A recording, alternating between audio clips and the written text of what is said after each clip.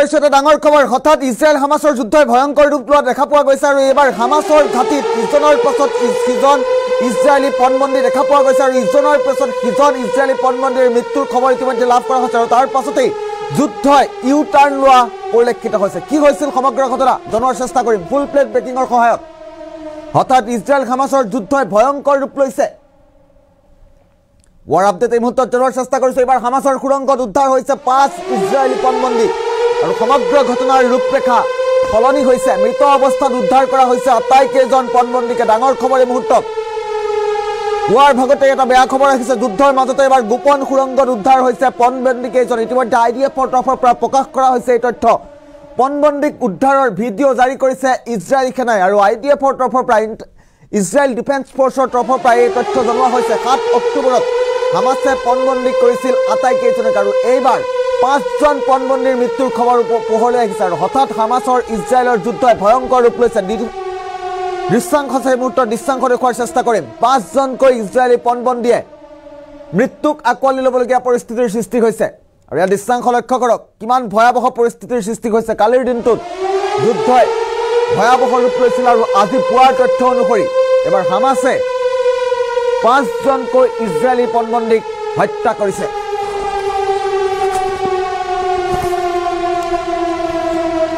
ডাঙৰ খবৰ মুহূৰ্তত জনোৱাৰ চেষ্টা কৰিছোঁ। হঠাৎ যুদ্ধই ভয়ংকৰ ৰূপ লৈছে আৰু ইজৰাইল হামাছৰ যুদ্ধই এবাৰ ইউ টাৰ্ণ লোৱা পৰিলক্ষিত হৈছে। 7জনকৈ ইজৰাইলী লোকক পণবন্দী কৰিছিল হামাছে আৰু 5জনৰ মৃত্যুৰ খবৰ ইতিমধ্যে লাভ কৰা হৈছে। IDFৰ তৰফৰ পৰা ইজৰাইল ডিফেন্স ফ'ৰ্চৰ তৰফৰ পৰা এই বিশেষ তথ্য জাৰি কৰা হৈছে।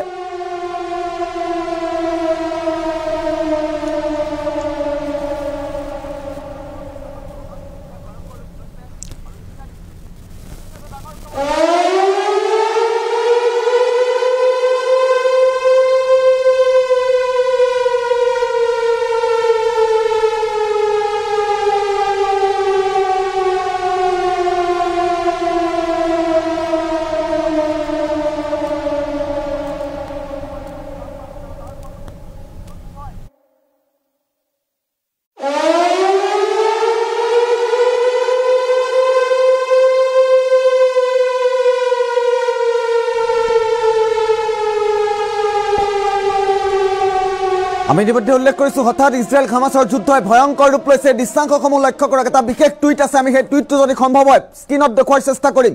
এবাৰ হামাছৰ সুৰংগত উদ্ধাৰ হৈছে 5 ইজৰাইলী পণবন্দী। এয়া বিশেষ টুইট কৰা হৈছে IDFৰ তৰফৰ পৰা ইজৰাইল ডিফেন্স ফ'ৰ্চৰ তৰফৰ পৰা এই বিশেষ তথ্য জাৰি কৰা হৈছে। কিছু মুহূৰ্তৰ পূৰ্বে মৃত অৱস্থাত উদ্ধাৰ কৰা হৈছে আটাইকেইজন পণবন্দীকে আৰু যিহেতু ইজৰাইল হামাছৰ যুদ্ধৰ শেষ হ'ব বুলি বিভিন্নজনে বিভিন্ন সময়ত আশংকা ব্যক্ত কৰিছিল আৰু বিশ্বৰ বিভিন্ন প্ৰান্তত চৰ্চা চলিছিল যে ইজৰাইল হামাছৰ যুদ্ধই কিছু পৰিমাণে হ'লেও অৱসান ঘটিছে। কিন্তু এইবাৰ 5জন ইজৰাইলী পণবন্দীৰ মৃত্যুৰ পাছতে সমগ্ৰ ঘটনাৰ ৰূপৰেখা সলনি হৈছে, বদলি গৈছে সমগ্ৰ ঘটনাৰ ৰূপৰেখা।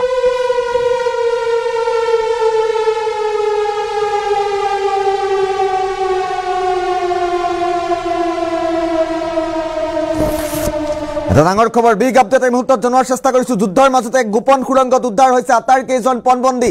এই বিশেষ টুইটটো IDFৰ তৰফৰ পৰা জাৰি কৰা হৈছে। ৱজিদ দাদু নামৰ এজন ইজৰাইলী পণবন্দীৰ মৃত্যুৰ খবৰ ইতিমধ্যে লাভ কৰা হৈছে। এইবাৰ হামাছৰ সুৰংগত 5জনকৈ ইজৰাইলী পণবন্দীৰ মৃত্যুৰ খবৰ লাভ কৰা হৈছে আৰু হঠাৎ ইজৰাইল হামাছৰ যুদ্ধই ভয়ংকৰ ৰূপ লোৱা পৰিলক্ষিত হৈছে। মৃত অৱস্থাত উদ্ধাৰ কৰা হৈছে আটাইকেইজন পণবন্দীকে আৰু যুদ্ধৰ মাজতে এক গোপন সুৰংগত উদ্ধাৰ কৰা হৈছে পণবন্দীকেইজন।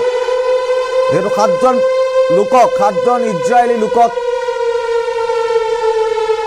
আবদ্ধ কৰি ৰাখিছিল হামাছে আৰু হামাছৰ সুৰংগত এইবাৰ উদ্ধাৰ হৈছে 5জনকৈ ইজৰাইলী পণবন্দী।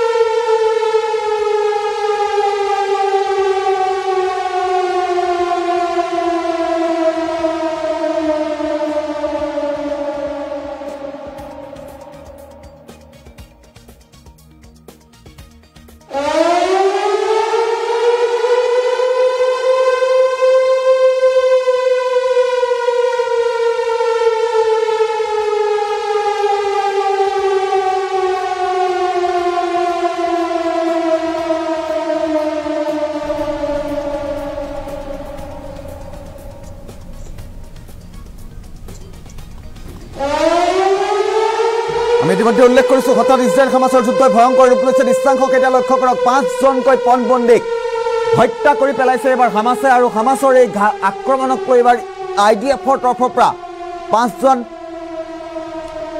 ইজৰাইলৰ মৃত্যুৰ খবৰ ইতিমধ্যে লাভ কৰা হৈছে আৰু এই সমগ্ৰ ঘটনাৰ পাছতে যুদ্ধৰ ৰূপৰেখাই সলনি হোৱা পৰিলক্ষিত হৈছে যুদ্ধৰ মাজতে এক ভয়ংকৰ ৰূপ লৈছে সমগ্ৰ ঘটনা আৰু হঠাৎ ইজৰাইল হামাছৰ যুদ্ধই ভয়াবহ ৰূপ লোৱা পৰিলক্ষিত হৈছে দৃশ্যাংশসমূহ লক্ষ্য কৰক কিদৰে গাজাপট্টিত ভয়ংকৰ আক্ৰমণ চলিছে আৰু এবাৰ হামাছে নিশেষ কৰি পেলালে ইজৰাইলী পণবন্দীক আৰু 7জনকৈ ইজৰাইলী পণবন্দীক যিহেতু তেওঁলোকে আবদ্ধ কৰিছিল গ্ৰেপ্তাৰ কৰিছিল আৰু তাৰ পাছতে এইবাৰ 7জনেৰে 5জনক তেওঁলোকে হত্যা কৰাৰ খবৰ ইতিমধ্যে লাভ কৰা হৈছে